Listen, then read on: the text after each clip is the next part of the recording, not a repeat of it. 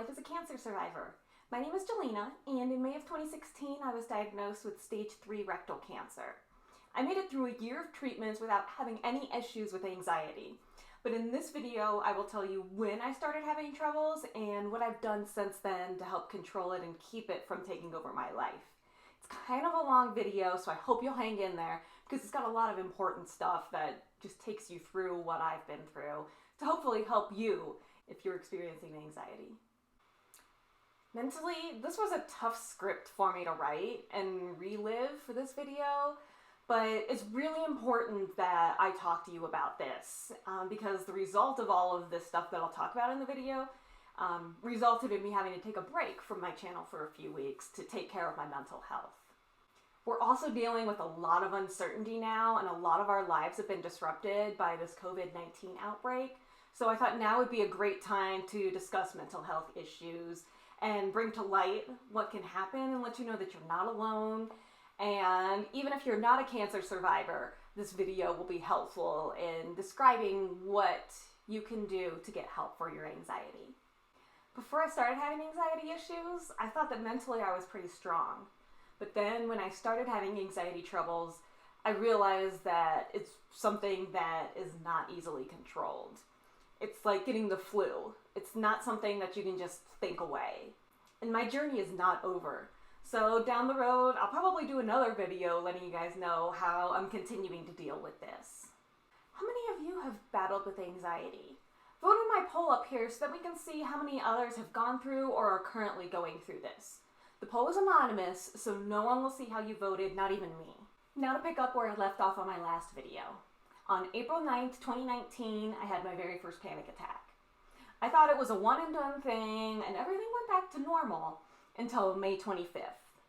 It was the Saturday of Memorial Day weekend, and although I didn't realize that at the time, it was exactly 3 years from the date that I found out that I had cancer. My husband John and I decided that we would start the HBO miniseries Chernobyl. If you haven't watched it, let me tell you what happens in the first episode. It shouldn't be a spoiler because if you know history, you already know what happens. The episode begins with the explosion at the Chernobyl power plant. Throughout the episode, it shows the supervisor from the control room sending men towards as close as they can get to the reactor to try and figure out why all these alarms are going off. Then at the same time, we're switching back and forth between that and firemen from the town being sent in to put out the fire at the core. Both of those men that are going close, you see them turning red and getting radiation burns all over their entire bodies. And having gone through radiation and knowing how much those burns hurt just on a small part of your body, seeing them getting those burns all over, I just felt so empathetic for them, and they were just trying to do their jobs, and they had no idea what was going on and why they were turning red all over. Only 15 minutes into the show, and the back of my neck starts going numb. I assume it's just because I'm getting really into the show, so I just lay down on the couch and then focus on making sure that I'm taking slow, intentional breaths so that I don't start hyperventilating. Then as the show continued, the numbness migrated up to the back of my head and into my jaw. My stomach got really nervous and was feeling like it was in knots. And then by the end of the episode, my heart was racing. But I did manage to watch the entire episode. It ended, we finished at about 10 o'clock that night. So John asked if I wanted to start the next episode. And I said no and told him everything that I was experiencing. So we switched to a funny show to watch and then went up to bed. Once we got into bed, my mind went in this downward spiral of these deep, elaborate scenarios of how what I was going through, I was dying from. I tried to pivot my thoughts and think happy things, but I just couldn't get my mind to change what it was thinking about.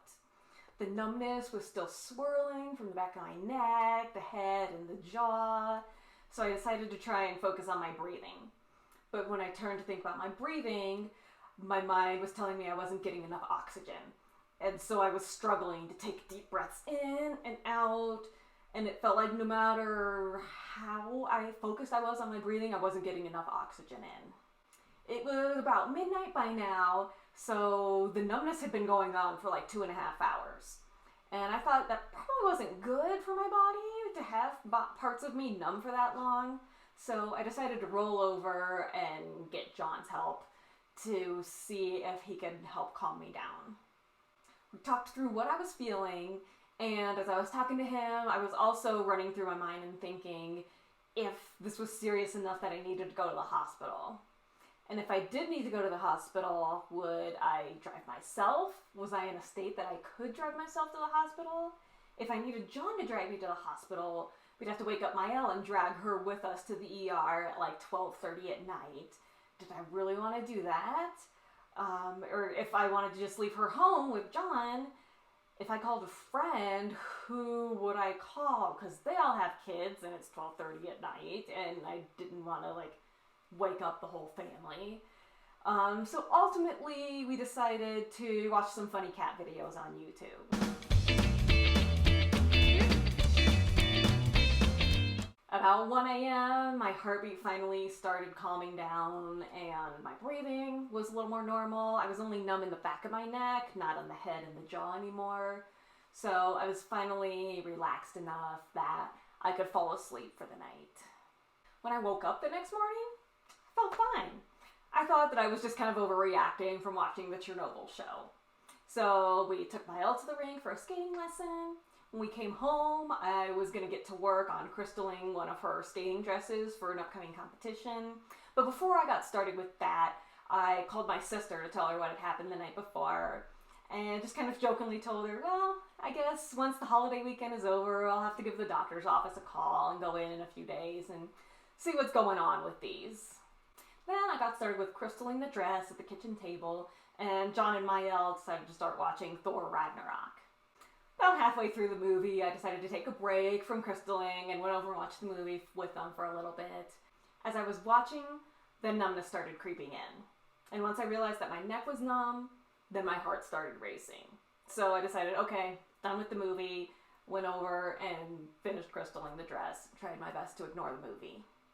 I eventually calmed down, but since this had happened 2 days in a row now, I was starting to get a little worried that this wasn't just a freak thing. But everything was okay when it was bedtime and I fell asleep with no problems, so I was hoping that this was the end of it.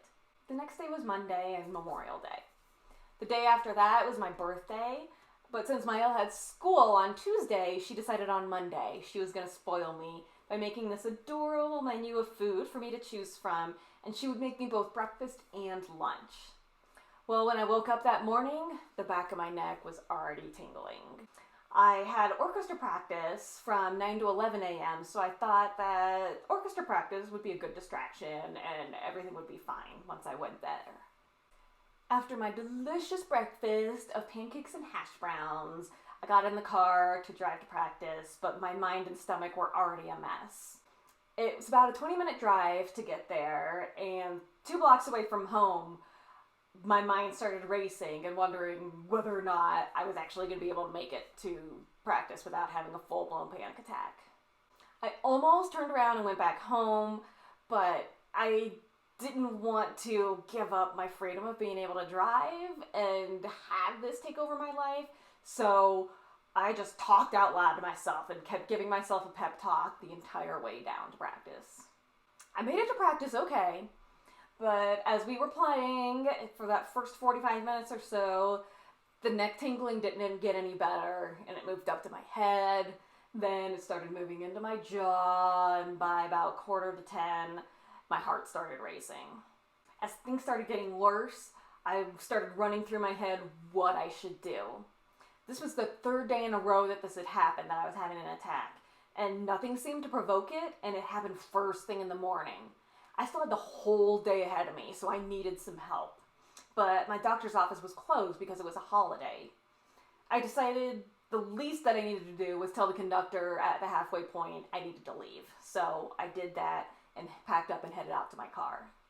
When I got into my car, I was a hysterical crying mess and needed help figuring out what to do. So I called my sister again. The first thing I asked her was how long she spent in the ER when she was there, because I was thinking that that was where I needed to go, but Mael had made me this adorable menu and I needed to be home for lunch. I couldn't let her down. So my sister said that it wasn't very long, but she recommended trying urgent care or minute clinic type place first before going to the emergency room.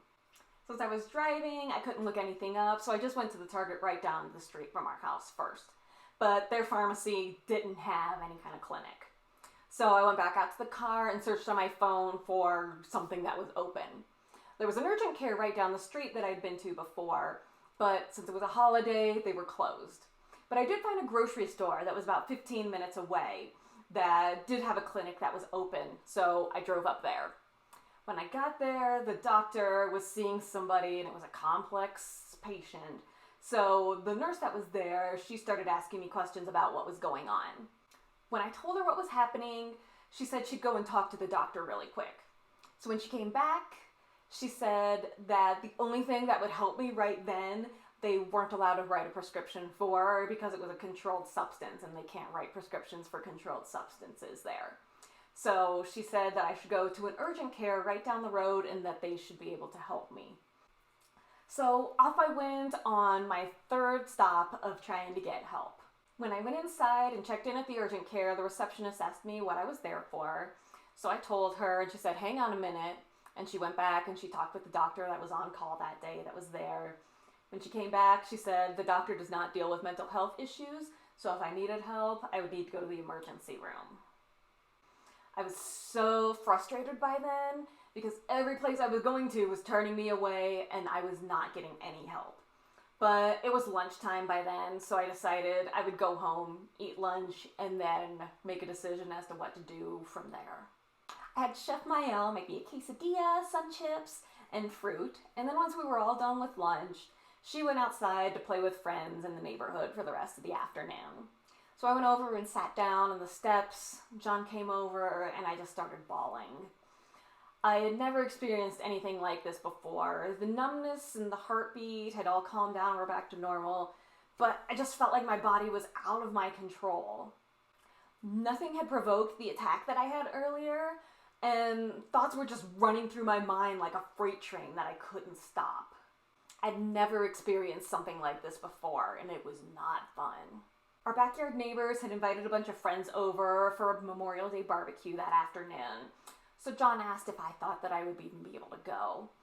So I said I'd try, and maybe the distraction of friends would be good, but if I did start getting worked up, I could just walk back home. So we went, and it turns out talking to friends did help keep me distracted, and I stayed panic attack free for the rest of the day, and I even fell asleep okay. The next day when I woke up, I immediately had a heavy feeling in my chest and my stomach was a ball of nerves.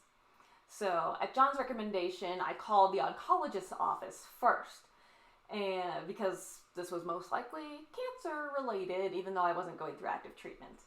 So I called and I left a message for the nurse.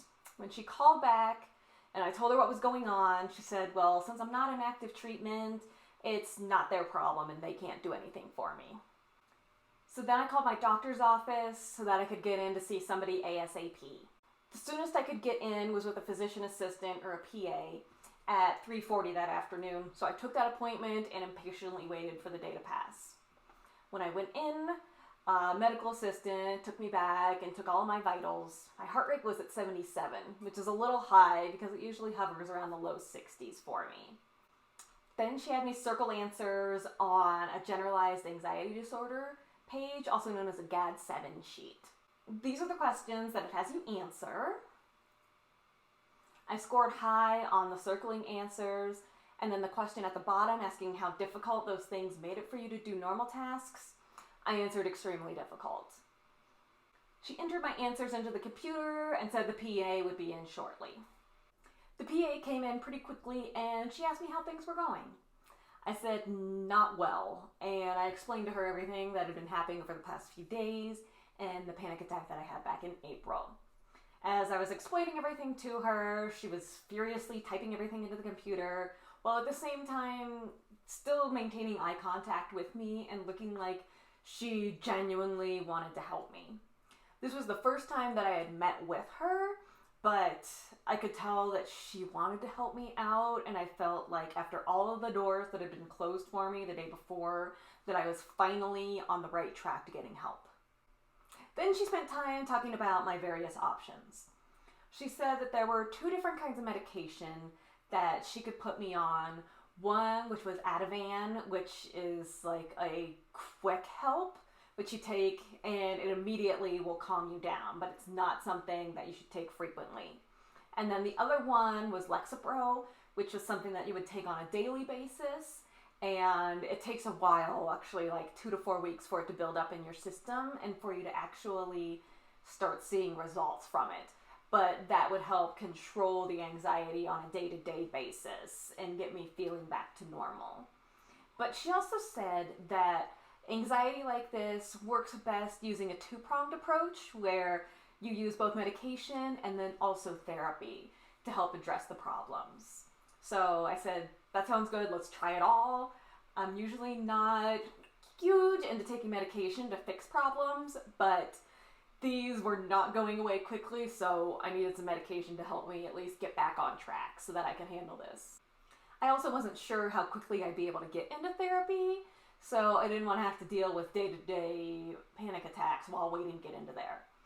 So she wrote me the prescription for 2 prescriptions for both of the medications and sent me on my way and said, we'll see you again in about 3 weeks to see how the medications are working and see if we need to adjust them at all.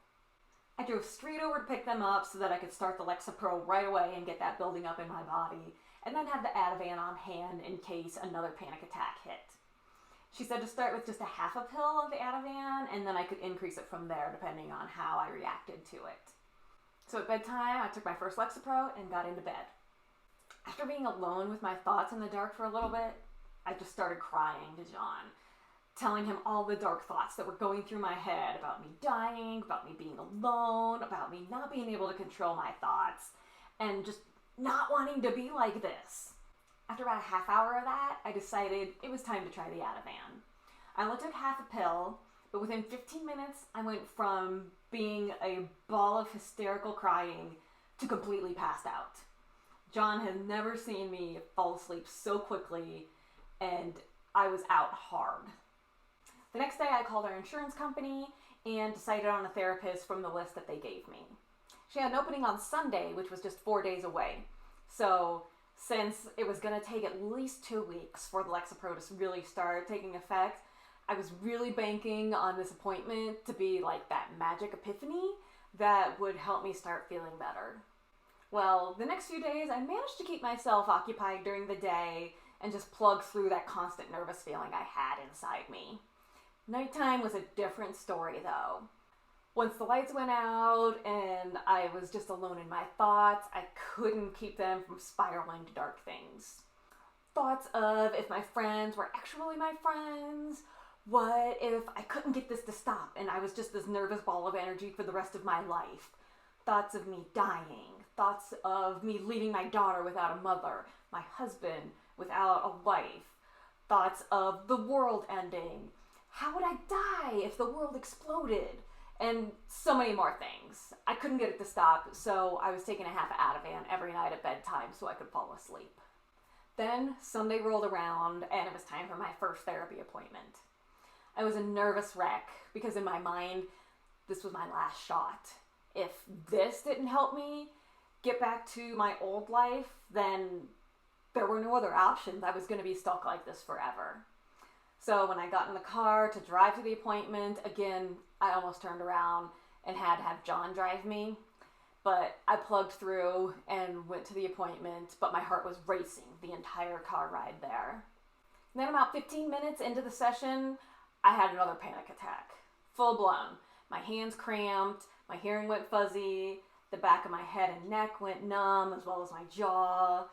My therapist tried to keep me distracted by asking me about our pets and having me talk about them. Eventually, my hands loosened up and I started coming down from the attack. I was really hoping that therapy would really be that magic piece that would help fix me, but that wasn't happening. I left that session feeling scared and disappointed.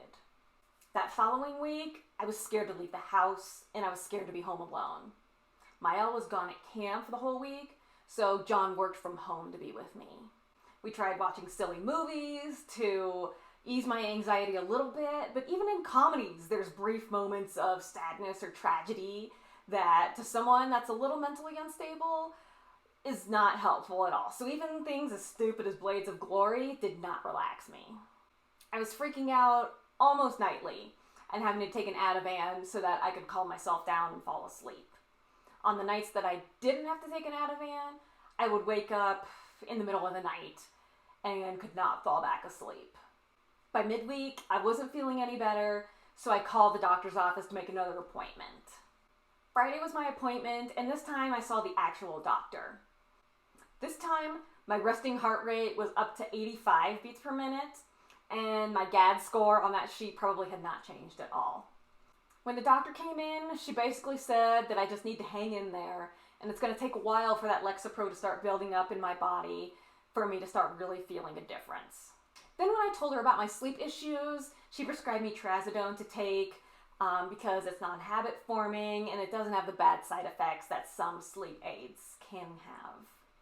Getting a good night's sleep is important, and not sleeping well was not helping my mental instability.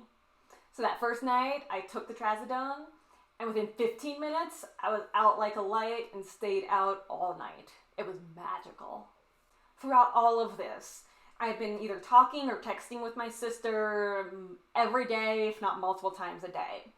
And she was starting to get worried about me. So she asked me if I thought that it would be helpful if she came out to visit for a few days. After I thought about it, I thought even if I was feeling better by the time she would come out to visit, her being out here would probably be even more helpful to my recovery. So I said, sure, go for it. So she bought a plane ticket and was scheduled to fly out 4 days later. In the meantime, I had another session with my therapist, and this time she gave me some tools to use when I was having an attack or just day to day to help keep my anxiety down. So the first thing that she mentioned to me was to install an app on my phone called Insight Timer. It's a meditation app, and it's got over 40,000 different meditations, and they're all free. Then she also taught me the 5-4-3-2-1 method. Some of you may have heard this before, or heard of it before, but I had not. So what it was, you start with 5, and you find 5 things that you could see, and you name those 5 things. Then you do 4 things that you can touch, and you touch 4 different things. Then 3 things that you can hear, and name those 3 things. Then 2 things that you can smell, and 1 thing you can taste. It doesn't necessarily have to be in that order, just whatever sense that you can think. I mean, taste and smell are probably at the bottom because you're not going to smell 5 different things wherever you are, most likely. But they help you focus on the moment and looking around for those things that you can touch, that you can hear, that you can smell. And right away, they were not helpful because the medication had not kicked in and my attacks and anxiety were too strong for those. But as the medication started working in me more, that 5-4-3-2-1 method did help calm me down multiple times. I wasn't good at remembering to do the meditation every day, so I got into the routine, and I'm still in the routine of dialing 1 up to help me fall asleep at bedtime. It helps me both relax and fall asleep. Then 2 weeks after I started taking the prescription Lexapro, I was finally starting to feel a little bit of relief. 2 days later, my sister came for a visit, and I was feeling well enough that we could go outside for long walks so we could talk about my anxiety, talk about cancer, and just life in general. I was finally at a point where I could actually talk about what I had been going through without fear that talking about it was going to get me so worked up that I was going to induce a panic attack in myself. I wasn't all the way better, of course, but I felt like I was finally on the right track to healing. I wasn't completely better, but I wasn't constantly anxious, and I wasn't having daily panic attacks. 2 weeks later, Maëlle had a figure skating competition. Of course, as a mom, I always get nervous for her ahead of time, but this time, that nervousness was like amplified by 10. So I had to step outside, I pulled up a meditation, and tried to listen to that to calm me down. It helped a little bit, take a little of the edge off, but I was still a huge ball of nerves. Then after she skated, usually after that, I'm usually fine and the nervousness is done because she's performed. This time though, I was still nervous balls, no relief at all after she was done. Well, later that afternoon, I happened to have a follow-up appointment with the PA that I had met with initially to go over how the medication was working. So I told her that it seemed like it was finally starting to work. I was feeling relief, but earlier today, Mael had a competition. I was super nervous, and the nervousness just never went away after she was done competing. So the PA said, you should be able to go back to your normal level afterwards. That nervousness shouldn't hang around. So she increased my Lexapro dose from 10 milligrams to 20 milligrams. She said that that should work, but I can call if it doesn't work in a couple of weeks and it needs adjusted again. Otherwise, if that did work, she said stay on that for 6 months. It was going to fall right around the holidays, so she said wait till after the holidays, after the new year, then you can come back in and we can discuss weaning you off of those medications. She was really happy with the progress that I had made so far, so she was pretty confident that this increased dosage would be all I would need to start feeling normal again. Well, she was right, and I was feeling pretty much back to normal by mid-July. In August, I flew to Ohio and was able to successfully use the tips that my therapist had given me to help keep my anxiety low and at bay.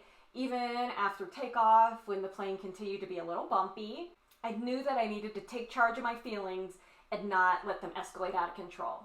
I was still taking the trazodone nightly to help me sleep, and a couple of times in the fall I tried to stop taking it to see if I could sleep fine without it, but I would wake up in the middle of the night and couldn't fall back asleep. So I knew my body wasn't quite ready for it. Finally, in mid-December, when I tried stopping it again, I slept fine. I was really excited that I could finally drop that because it was making me really sleepy during the day. I couldn't drive for more than 45 minutes without basically falling asleep at the wheel. So anytime we went hiking or when we would go out skiing, John would end up having to do most of the driving. Even when I was driving around town though, taking my Mael to and from practices, I had to sleep in the car a couple of times because I was so exhausted. I was afraid I was going to fall asleep driving her home from a practice. And even after I slept in the car, I would still be really tired and it would be tough for me to stay awake driving around. Then, a month later, in January, I went back to see my PA to talk to her about weaning myself off of the Lexapro. So we came up with a plan, and she said if that plan didn't work, I would just have to call the office and they would renew my prescription for the current dose of the Lexapro. I managed to make it 2 weeks on the lower dose, but then I started feeling the nervousness creeping back in, and I would wake up every morning with this heavy feeling in my chest. So I knew that meant I wasn't ready to get off of the meds, so I went back to the old dose. It took a couple of weeks for it to build back up in my body, but it was definitely not as bad as when I first started having the panic attacks. I had to deal with the little nervousness, but I wasn't having the panic attacks at least. Then it was March, and large gatherings were being canceled because of COVID-19. Mael's first ice skating competition of the year was canceled after the first day because of virus fears. Her spring break started 3 days early because of the virus. Ice rinks closed, gyms closed, school closed for even longer, and now our state is under stay-at-home orders. Now is totally not the right time to wean myself off of this medication. So for the near future, I will continue with my 20 milligram dose every day. Maybe by midsummer, I'll be able to wean myself off of them. But for now, I know what it feels like when I am not on it, so I'm not going to force my body to get off of the medication when it's not ready. If you made it this far, thank you. I know this was a long video, but it covered a lot of important information, which I thought was best kept in one. If you have any questions that I missed about my anxiety journey, just drop me a comment below here and I'll answer it for you. I'm not a doctor or a therapist, but I am a friend that you can turn to with questions. On a different note, I realized that I left you guys hanging a couple of weeks ago when I started talking about my LAR surgery, but didn't continue on how the recovery was. So I'll be circling back around to that next week. In the meantime, please stay safe and I'll see you then.